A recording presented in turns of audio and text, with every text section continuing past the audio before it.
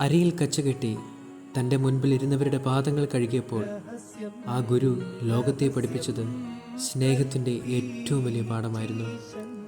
സ്നേഹിക്കുന്നവർ പരസ്പരം ദാസന്മാരാകണമെന്ന വലിയ പാഠം. തുടർന്ന് തിരുവത്താഴവേളയിൽ അപ്പമെടുത്ത് വാഴ്ത്തി മുറിച്ചു നൽകുമ്പോൾ അവൻ പകുത്തു നൽകിയത് വെറുമൊരു ഗോതമ്പപ്പമായിരുന്നില്ല, മറിച്ച് തൻ്റെ ജീവൻ തന്നെയായിരുന്നു.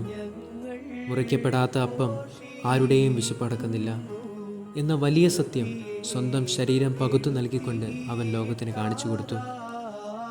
പെസഹ വെറുമൊരു ഓർമ്മയാചരണം മാത്രമല്ല, അതൊരു വലിയ ഓർമ്മപ്പെടുത്തൽ കൂടിയാണ്. തന്നെ ഒറ്റിക്കൊടുക്കാനിരിക്കുന്നവൻ്റെയും തള്ളിപ്പറയാനിരിക്കുന്നവൻ്റെയും ഓടിയൊളിക്കാനിരിക്കുന്നവരുടെയും പാദങ്ങൾ ഒരുപോലെ കഴുകാൻ അവന് കഴിഞ്ഞത് സ്നേഹം കൊണ്ട് മാത്രമാണ്. പ്രിയ സ്നേഹിത, ഈ പെസഹ വ്യാഴം നമ്മോടും ആവശ്യപ്പെടുന്നത് മറ്റൊന്നല്ല, മറ്റുള്ളവർക്ക് വേണ്ടി മുറിക്കപ്പെടാനും സഹോദരൻ്റെ കണ്ണീരൊപ്പാനും പകയും വിദ്വേഷവും മാറ്റിവെച്ച് അപരൻ്റെ പാദങ്ങൾ കഴുകാനും നമുക്ക് കഴിയണം. വെറുക്കുന്നവനെ സ്നേഹിക്കാനും മാറ്റി നിർത്തുന്നവനെ ചേർത്ത് പിടിക്കാനും കഴിയുമ്പോൾ നിസ്വാർത്ഥമായ സ്നേഹത്തിലൂടെ നാമും ജീവിക്കുന്ന കുർബാനകളായി മാറും.